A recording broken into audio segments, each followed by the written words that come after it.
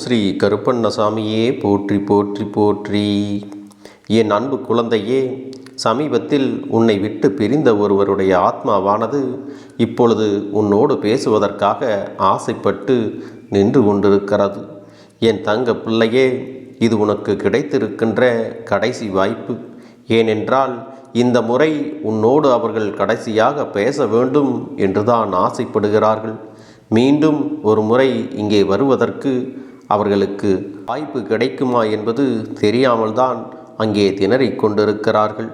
என் தங்கமே, அப்படியானால் அவர்கள் என்ன நினைக்கிறார்கள், எதற்காக உன்னோடு பேச ஆசைப்படுகிறார்கள் என்பதை உன் அப்பன் உன்னிடத்தில் சொல்வதற்காக வந்திருக்கிறேன். என் தங்க பிள்ளையே, அவர்கள் மனதில் ஏதோ ஒரு விஷயம் அதிகமான அழுத்தத்தை கொடுத்திருக்கிறது. அதனால்தான் உன்னிடத்தில் பேசிவிட வேண்டும், அதிலும் இறுதியாக ஒரு விஷயத்தை சொல்லிவிட வேண்டும் என்று நினைக்கிறார்கள். அப்படி அவர்களுக்கு மன அழுத்தம் கொடுக்கின்ற விதமாக என்ன விஷயம் நடந்தது என்று ஒரு முறை நீ சிந்தித்து பார்க்க வேண்டும். என் பிள்ளையே, பித்ருக்களுக்கு தர்ப்பணம் செய்யும் நாட்களிலோ அமாவாசை நாட்களிலோ அவர்கள் உங்களுடைய இல்லத்திற்கு வந்து உன்னுடைய படையலை ஏற்றுக்கொண்டு உங்களுக்கான ஆசிகளை கொடுத்து கொண்டுதான் இருக்கிறார்கள். ஆனால் இப்பொழுது அவர்களுக்கு ஒரு மன அழுத்தம் இருக்கிறது என்றால் அதற்கு என்ன காரணம் இருக்க முடியும் என்று நீ சற்று யோசிக்க வேண்டும்.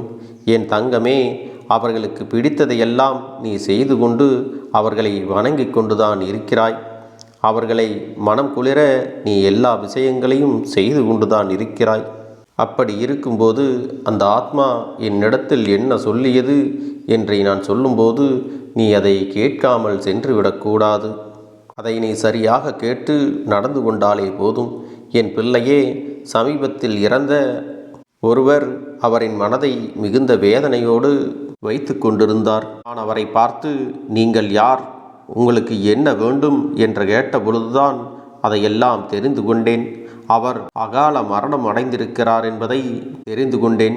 அதாவது இந்த உலகத்தை விட்டு செல்ல வேண்டும் என்ற ஆசை அவருக்கு இல்லை. அதையும் தாண்டி அவருடைய போதாத காலம், அவரின் விதி முடிவடைந்து விட்டதால் இந்த உலகத்தை விட்டு செல்ல வேண்டிய கட்டாயம் வந்துவிட்டது. நான் இந்த வாழ்க்கையை எத்தனை ஆசையாக இன்னும் எத்தனை நாட்கள் வாழ வேண்டும் என்று நினைத்தேன் தெரியுமா? ஆனால் எனக்கு விதி, என்னுடைய காலம் முடிந்துவிட்டது. இதை முதலில் என்னால் ஏற்றுக்கொள்ளவே முடியவில்லை. நான் என்னுடைய குடும்பத்தோடு மீண்டும் சேர ஆசைப்பட்டு நின்று கொண்டிருந்தேன். அந்த நேரத்தில் என்னுடைய குடும்பத்தில் இருப்பவர்கள் எல்லாம் கதறி அழுவதை பார்க்கும் பொழுது என்னுடைய மனதிற்கு அத்தனை வேதனையாகத்தான் இருந்தது. இதுவெல்லாம் பொய்யாகி விடாதா? நான் மீண்டும் உயிர் பெற்று வந்துவிட மாட்டேனா? என்னுடைய வாழ்க்கையை நான் மீண்டும் வாழத் தொடங்கிவிட மாட்டேனா என்று நினைத்து கொண்டிருந்தேன். தினம் தினம் வேதனையின் உச்சத்தில்தான் இருந்தேன். என்னுடைய குடும்பமும் அப்படித்தான் என்னை விட பல மடங்கு வேதனைகளை எல்லாம் அனுபவித்தார்கள். இருந்தாலும் என்னுடைய சூழ்நிலை மாற மாற நான் இருக்கின்ற இடம் எது, எதனால் நான் இங்கே வந்தேன் என்பதையெல்லாம் இப்பொழுது நான் நன்கு உணரத் தொடங்கிவிட்டேன். ஒன்று மட்டும் எனக்கு நன்றாக புரிந்து விட்டது. பிறப்பு என்ற ஒன்று இருக்கும் பொழுது இறப்பு என்ற ஒன்று நிச்சயம் எல்லாருக்கும் உண்டு. அது யாருக்கு முன்னே வரும், யாருக்கு பின்னே வரும் என்பது எல்லாம் நமக்கு தெரியாத விஷயம். மற்றபடி இறப்பு என்பது சாதாரண விஷயம்தான் என்பதையெல்லாம் புரிந்து கொண்டேன். அதனை இப்பொழுது ஏற்றுக்கொள்ளவும் தொடங்கிவிட்டேன். எனக்கு கொஞ்சம் முன்னால் வந்துவிட்டது. நான் இந்த வாழ்க்கையை சரியாக வாழ்ந்து முடிக்காமலேயே எனக்கான விதி என்னை இப்படி சேர்த்து விட்டது. அந்த ஏக்கம் எனக்குள்ளே இருந்தாலும் இப்பொழுதும் அதிலிருந்து நான் மீண்டு வந்து கொண்டுதான் இருக்கிறேன். எனக்கென்று இருக்கின்ற தனி உலகத்தில் நான் வாழ தொடங்கிவிட்டேன். ஆனால் என்னுடைய குடும்பத்தில் உள்ளவர்கள் மட்டும் இன்னமும் அதை ஏற்றுக்கொள்ள முடியாமல் தவிர்த்து நிற்கிறார்கள். ஏனென்றால் அவர்களிடத்தில் நான் எத்தனையோ கடமைகளை எல்லாம் செய்யாமல் விட்டுவிட்டேன். அதுதான் எனக்கு மிகவும் வருத்தமாக இருக்கிறது. நான் இல்லாத சூழ்நிலையில் அவர்கள் எப்படி வாழப் போகிறார்கள், எப்படி எல்லாவற்றையும் சமாளிப்பார்கள், இதுவெல்லாம் எனக்கு வருத்தமாகத்தான் இருக்கிறது. அவர்களை எப்படியாவது மீட்டு கொண்டு வர வேண்டும் என்பதும் என்னுடைய முதலாவது விருப்பமாகவும் இருக்கிறது. இரண்டாவது, இவர்கள் அதிகமாக என்னை நினைப்பது என்னுடைய இடத்தில் என்னை இருக்க விடாமல் காயப்படுத்துகிறது. நான் இருக்கின்ற இந்த நிலை நல்லபடியாக இருக்க வேண்டும் என்றுதான் நான் விரும்புகிறேன். அதற்காக அவர்கள் என்னை நினைக்கக்கூடாது என்றெல்லாம் நான் சொல்ல வரவில்லை. அவர்கள் என்னை நினைக்கலாம். என்னுடைய நல்ல நினைவுகளை எப்பொழுதும் அவர்கள் தன்னுடைய மனதில் வைத்து கொள்ளலாம். இனிமேல் என்னால் திரும்ப வர முடியாது அல்லவா? இது காலத்தின் கட்டாயம் என்று ஆகிவிட்ட பிறகு அதை மீண்டும் எதிர்பார்க்கக்கூடாது என்றுதான் நான் சொல்கிறேன்.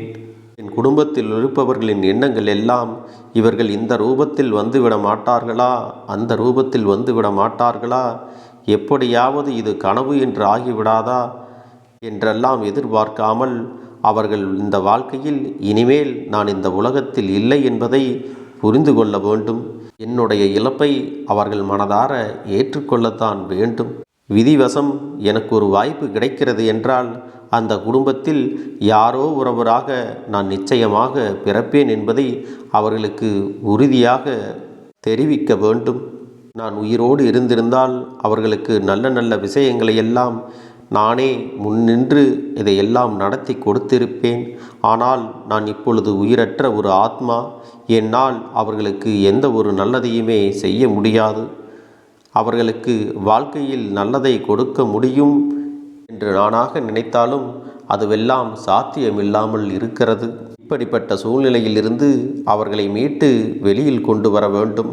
அதற்கு அப்பனே, நீங்கள்தான் எனக்கு உதவி புரிய வேண்டும் என்று என்னிடத்தில் கேட்டுக்கொண்டார்கள். என் குழந்தையே, அவர்கள் பேச்சில் நியாயம் இருக்கிறது.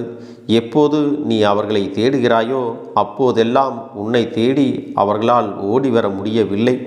அதை நினைத்து அவர்கள் வருத்தப்படுகிறார்கள். அதற்காக அவர்கள் இருக்கின்ற இடத்தில் அவர்களின் ஆத்மா சாந்தி அடைய வேண்டுமென்று நீ வேண்டிக் கொள்வதோடு மட்டுமல்லாமல் அவர்களுக்கு மன நிம்மதி கிடைக்க வேண்டும் என்று நீ நினைக்க வேண்டும். என் குழந்தையே, இந்த வாழ்க்கை எல்லோருக்குமே ஒரு விஷயத்தை நிச்சயமாக கற்றுக் கொடுக்கும்.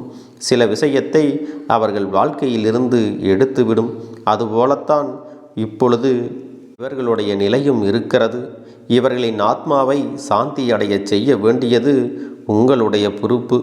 அவர்களுடைய ஆசீர்வாதங்கள் எப்பொழுதும் உங்களுக்கும் உங்களுடைய குடும்பத்திற்கும் இருக்கும். எங்கிருந்தாலும் அவர்கள் உங்களை சுற்றி சுற்றி வரத்தான் செய்வார்கள். அந்த அன்பினை மட்டும்தான் அவர்கள் உங்களிடத்திலிருந்து எதிர்பார்க்கிறார்களே தவிர உங்களுடைய கஷ்டத்தையும் கண்ணீரையும் அவர்கள் எதிர்பார்க்கவில்லை. உனக்கென்று ஒரு எதிர்காலம் இருக்கிறது.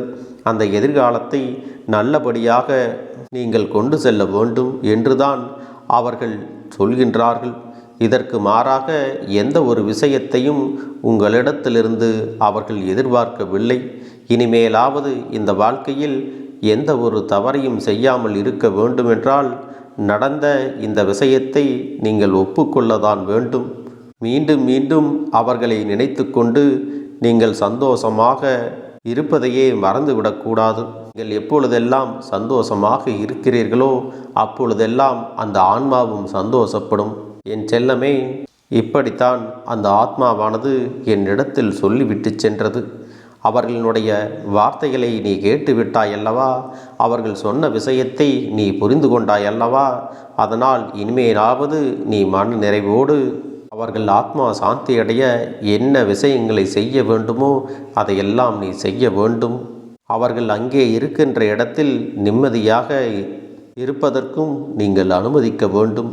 என் அன்பு குழந்தையே, இப்படிப்பட்ட ஆத்மாக்கள் எல்லாம் நல்ல விதமாக சாந்தி அடைந்தால் மட்டும்தான் உங்களுக்கான பலன்களும் அவர்களிடத்திலிருந்து ஆசீர்வாதங்களும் நிச்சயமாக கிடைக்கும்.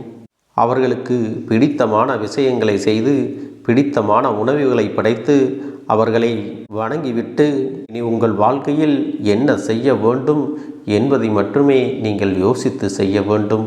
என் தங்க பிள்ளையே, இந்த கருப்பண்ணசாமி உங்களுக்கு துணையாக இருக்கும் பொழுது நீங்கள் எதற்காகவும் கவலைப்பட வேண்டாம். உன்னுடைய மனதை நீ எப்பொழுதும் தளர விட்டுவிட வேண்டாம்.